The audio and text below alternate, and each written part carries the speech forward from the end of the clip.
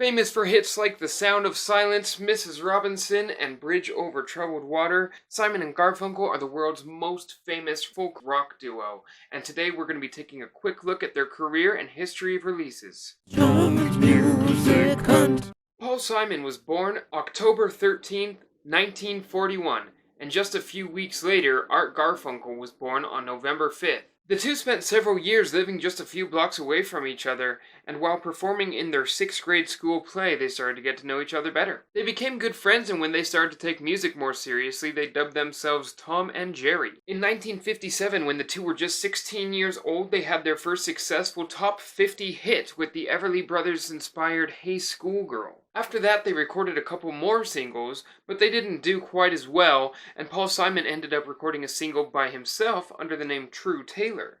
This upset Art, and the two of them didn't work together again until 1963. They came to the attention of Columbia Records producer Tom Wilson and recorded their first album under the name Simon and Garfunkel, Wednesday Morning 3 a.m., which was released October 19, 1964. The album contains folk classics rearranged by Simon as well as several of his own compositions. This soothing, melodic, poetic album largely consists of 2 acoustic guitars and double bass, backing the distinctive sound of Art and Paul singing almost every word in unison and glorious harmony. Unfortunately, the album didn't gain an audience and the two broke up again.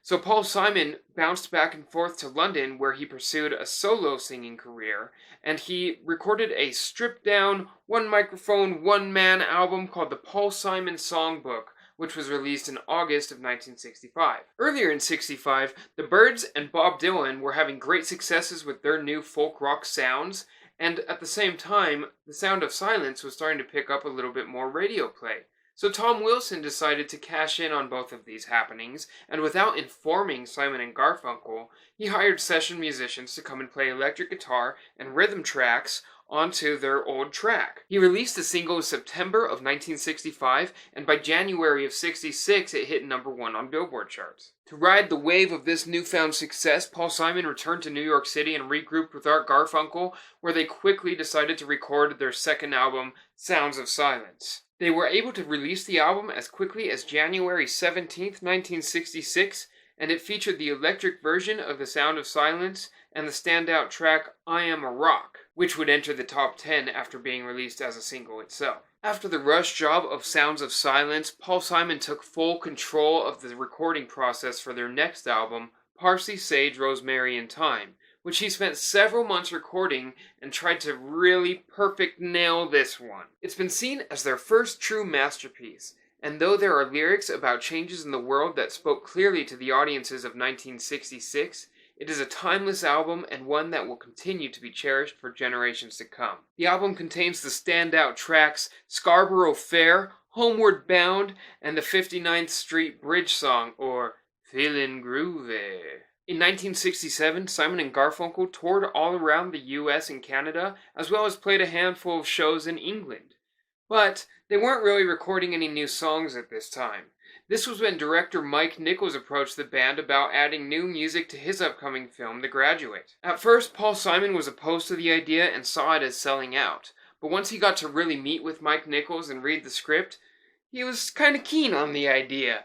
Though Paul wrote a few new tracks for it, only Mrs. Robinson was chosen, as well as a bunch of older Simon and Garfunkel songs that appear in the film.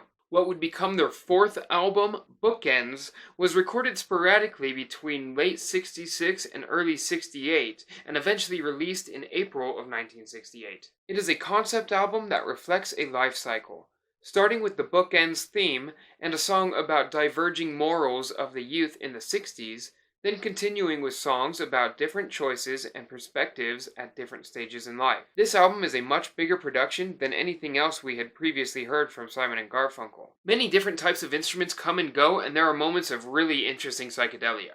The most known songs on this album are Mrs. Robinson, America, and Fakin' It. With the help of the publicity of The Graduate, this album stayed number 1 for 7 weeks. Around this time, Art Garfunkel was getting more interested in acting, and Mike Nichols made a part for both him and Paul Simon in his upcoming film Catch-22. Unfortunately, at some point a screenwriter decided to scrap Simon's role, and Art went to Mexico to film the movie alone without Paul. Production for the film went on longer than expected, and this put a delay on Simon and Garfunkel's process, and that led to more strain between the two. Once the duo was together again, they quickly got back in the studio, and they had to refuse big gigs such as Woodstock because they were so focused on completing the album so that Paul could quit and go off on his own.